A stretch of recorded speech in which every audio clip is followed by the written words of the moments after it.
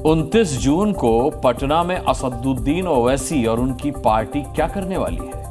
क्योंकि ओवैसी की पार्टी के बिहार अध्यक्ष अख्तरुल ईमान ने जो धमकी दी है, उसने पुलिस प्रशासन के कान खड़े कर दिए हैं। ओवैसी के नेता ईमान ने कहा है कि वक्फ कानून में संशोधन जानबूझकर की गई साजिश है, लेकिन इसके आगे जो अख्तरुल ईमान ने कहा है, उसे सुनकर आप चौंक जाएंगे। अख्तरुल ईमान ने गृह युद्ध छेड़ने का अंदेशा जताया है। 29 जून को क्या कुछ बड़ा होने वाला है?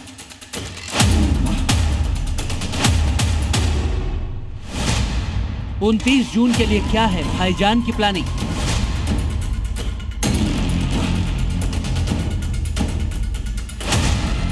वक्फ कानून विरोध की आड़ में रची जा रही है क्या बड़ी साजिश?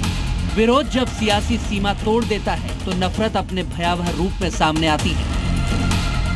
सरकार ने एक खाना जंगी पैदा करने के लिए गृह युद्ध मैंने सिविल वार की कैफियत पैदा करने की उसने कोशिश की है।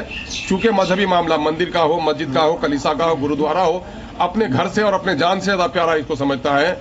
आज जब कल के दिन में मस्जिदों की जमीन पर कब्जा होगा, कब्रिस्तानों पर कब्जा होगा, खानकाहों पर कब्जा होगा, तो यकीनन है कि खाना जंगी बढ़ेगी। अख्तरुल ईमान हैदराबाद वाले भाईजान असदुद्दीन ओवैसी की पार्टी के बिहार चैप्टर के अध्यक्ष हैं। वक्फ कानून का विरोध करते करते भूल गए कि संसद में संविधान के मुताबिक जनता के चुने गए सांसदों के वोट से सरकार ने नया वक्फ संशोधन एक्ट बनाया है।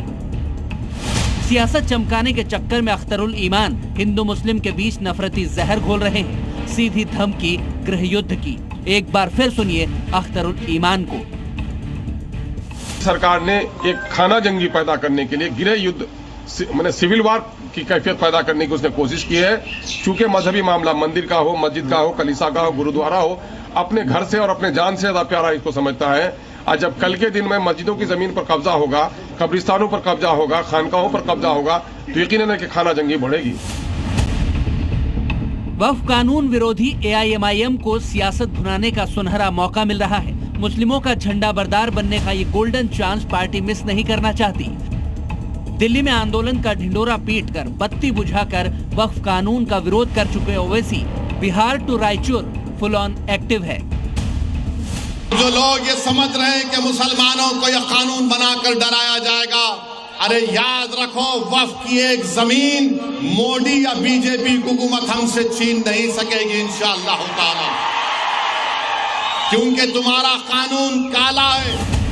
नगरी नगरी द्वारे द्वारे ओवैसी एंड AIMIM वक्फ कानून के नाम पर मुसलमानों को भड़काने का खेल खेल रही है।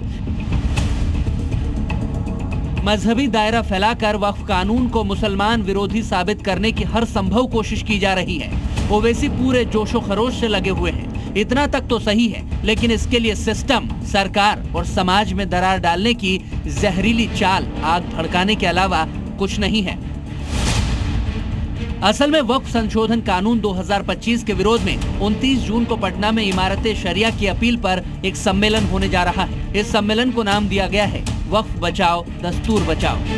सम्मेलन का एजेंडा है कि मुस्लिम समुदाय को ये समझाया जाए कि उनकी मस्जिदें अब उनसे छीन ली जाएंगी।